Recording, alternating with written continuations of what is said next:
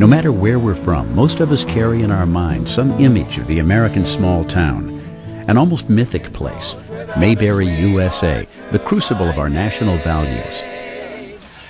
Though the daily rhythms and pace of life may be gentler than those of the big city, little towns can pull out all the stops when they celebrate a major milestone. So when Augusta, Missouri turned 150 years old, it closed down Main Street, held a parade, grilled some brats, and took a long look back.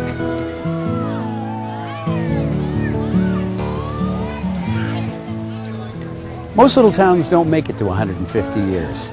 In fact, the small town is steadily disappearing from the American map. And there have been times when the future of Augusta, Missouri was less than certain.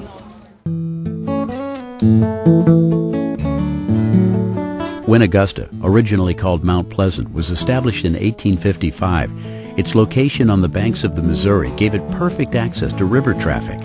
In fact, that's why it was the stopping-off place for generations of Indians, French fur traders, Anglo-Americans, and Germans. But in the 1870s, the river changed its course, leaving the town high and dry. If the settlement is settled because of the river, and the river goes away, then what do? They relocated their businesses up on the hills on Walnut Street. Then the railroad comes. They had lobbied for it for 50 years. And the railroad comes, and the railroad is around for a while, and it goes away. Then what do? Then you innovate, and you have the tourism and the wine industry. And I can only say again, here we are.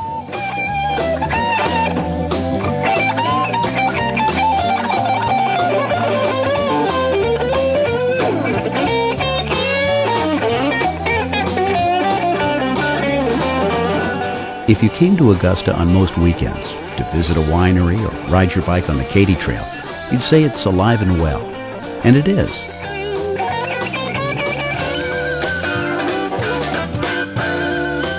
But it's different from the self-contained little town it once was. It's a pretty little town, but if you come during the week, you don't find too many people strolling around. They go to St. Louis and St. Charles and elsewhere to work. It's called a bedroom community. I call it a survivor community. There are few ways to earn a living in this town other than in the tourism industry. What else? A very enterprising outsider who came to this community once told me when I asked, "Do you think we'll survive?" He said, "Yes, as long as St. Louis needs a mental health community over the weekend. So all right, you stay there in St. Louis with your problems, and we'll stay here, be here for you over the weekend. We'll see."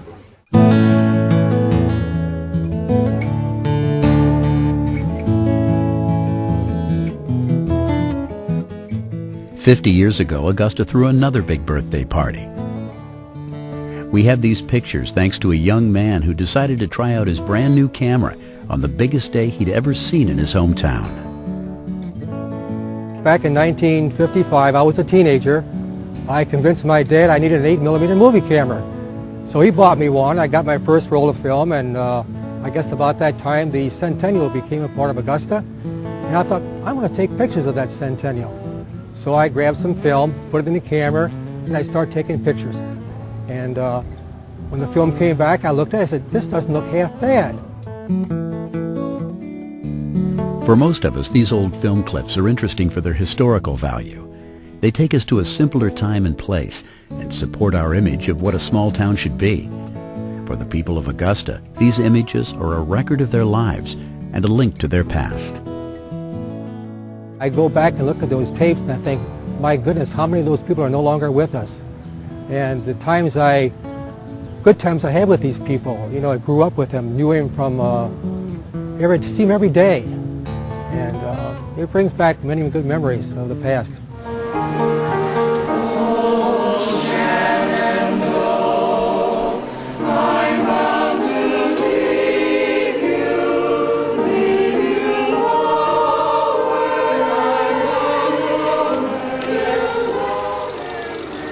Birthdays are important, whether they're for countries, towns, or people. They give us a reason to stop for a moment, and try to make some sense of all the changes that everyday life brings. It is a unique time to take stock. Where did this town start? What do we still have in the way of manifestations of the early values?